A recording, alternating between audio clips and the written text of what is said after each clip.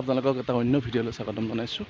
আমি বহৰী বৰপেটাৰ পৰা আহি আজি আমি চমুৱাগাতি পালোহি। আজিৰ পৰা আমি চমুৱাগাতিত থাকিম। যোৱা 3 দিন বহৰীত থাকি খুব ভাল লাগিল। তাত মোৰ দৰে শিল্পীক মঞ্চত মাতি নি সকলো শিল্পীকে মঞ্চত মাতি নি সম্বৰ্ধনা দিয়া কথাটো চিৰজীৱন মনত থাকিব আৰু ভাল লগা মুহূৰ্ত আছিল বহৰী কমিটিক এই ভিডিঅ'টোৰ জৰিয়তে মই ধন্যবাদ আৰু কৃতজ্ঞতা জ্ঞাপন কৰিছোঁ। তেনেহ'লে আহক আমাৰ ভিডিঅ'টো প্ৰথমৰ পৰা আৰম্ভ কৰিছোঁ। মাছটো দেখাই লওঁ।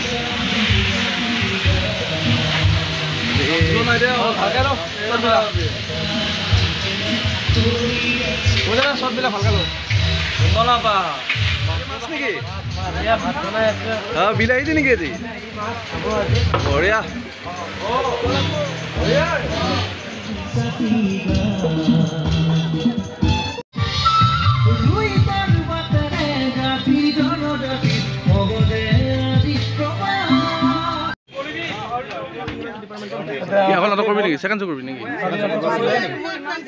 কালি বাৰ্থডে আছিলে মই ৰখি আছো খাম বুলি এতিয়া নাই বাৰ্থডে বয় শুভেচ্ছা থাকিল। বহুত বহুত ধন্যবাদ নাটকৰ কাৰণে। আমাৰ কালি বাৰ্থডে আজি ৰাজধানীত মিডিয়াৰ অভাৱ নাই, ভৰি পৰিছে মিডিয়া, জেনিট ইনিচিয়েল মিডিয়া।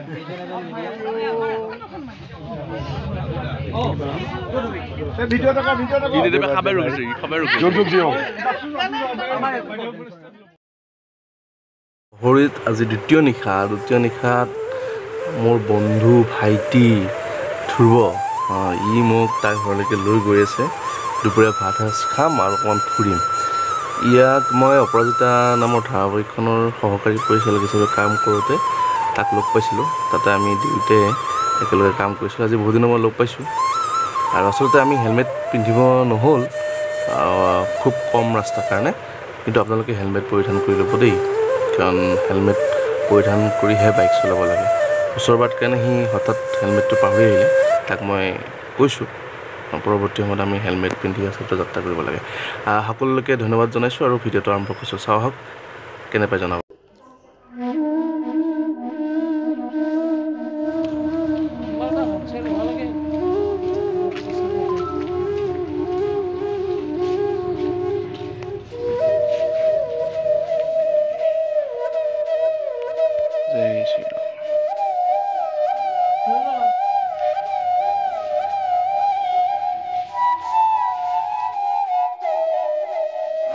ধ্ৰুৱতত যোৱা বাটতেই এটা ধুনীয়া মন্দিৰলৈ আহিলোঁ। মন্দিৰত সোমালে মনটো ভাল লাগে, মনটো পবিত্ৰতা হৈ থাকে। এবাৰ পোৱালি যাব ন? কি হ'ব মানে চিষ্টেমটো কিনো? পোৱালি হৈ যাব গৰম বুলি কথা নাই, সেইটো হিটতে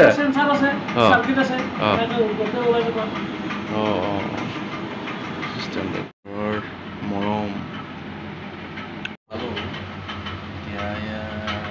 ইমান ধুনীয়াকৈ চাহকাপ দিছে। খাই লওঁ, মন্দিৰলৈ যাওঁ।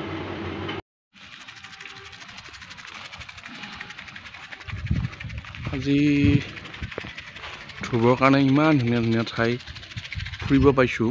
ধ্ৰুৱক কি বুলি ধন্যবাদ দিম মই।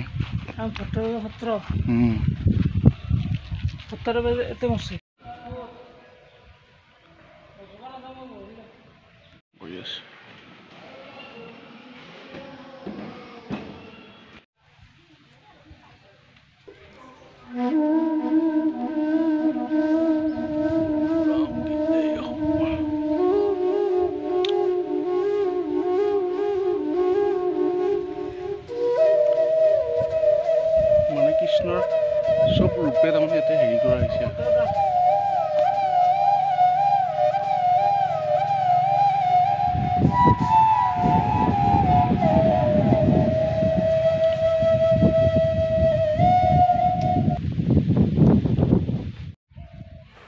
এই সত্ৰখন ভট্টদেৱে প্ৰতিষ্ঠা কৰিছিল। তেওঁ প্ৰতিষ্ঠা কৰা ঠাইৰ পৰা অকল মুকলি ঠাইলৈ লৈ গৈছে। খালোঁ খাই কেমেৰাটো ইমান ভাল নহয়। আমি সন্ধিয়া এঠাইৰ পৰা এইবোৰলৈ লৈ আহিল আৰু আমি এটা মহান জেগালৈ গৈ আছোঁ। লগত আমাৰ ইয়াৰ হৰদাও আছে। হৰদা আমি ক'লৈ গৈ আছোঁ? ক'লৈ গৈ আছা? আমি বহৰী সত্ৰলৈ হৰিদেৱ সত্ৰৰ ভিতৰত সোমালোঁ এতিয়া গেটৰ ভিতৰত সেৱা এটা কৰি যাওঁ। ঘৰৰ পৰা আহিছোঁ নাটক কৰিবলৈ। ভৈৰৱে লৈ আহিলে মোক। মোকো পালে বাটতে। আমি তিনিটা এতিয়া আহি আছোঁ। ইয়াৰ ওচৰতে আমাৰ থিয়েটাৰ চলি আছে ৰাজধানী।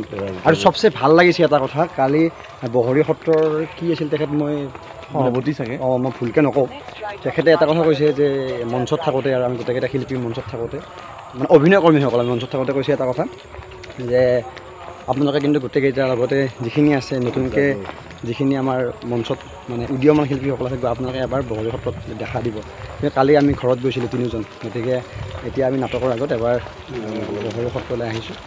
দেখাই যাব মন যায় পৰিৱেশবিলাক, সঁচাকৈ ভাল লাগে। মানে পবিত্ৰ অনুষ্ঠানত আহিলে মনটো এনেই ভাল লাগে। চাই থাকিব।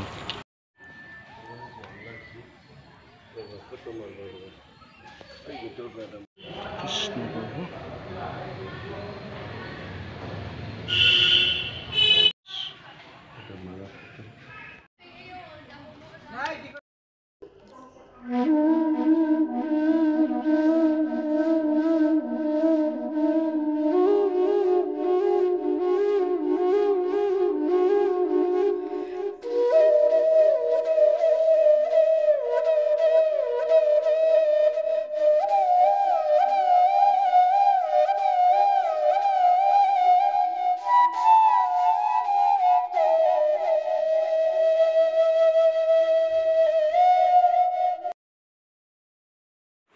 এয়া বহৰী দৰ্শক, আমাৰ নাটকৰ প্ৰতি দৰ্শকৰ মৰম আগ্ৰহ দেখি আমাৰো ভাল লাগে।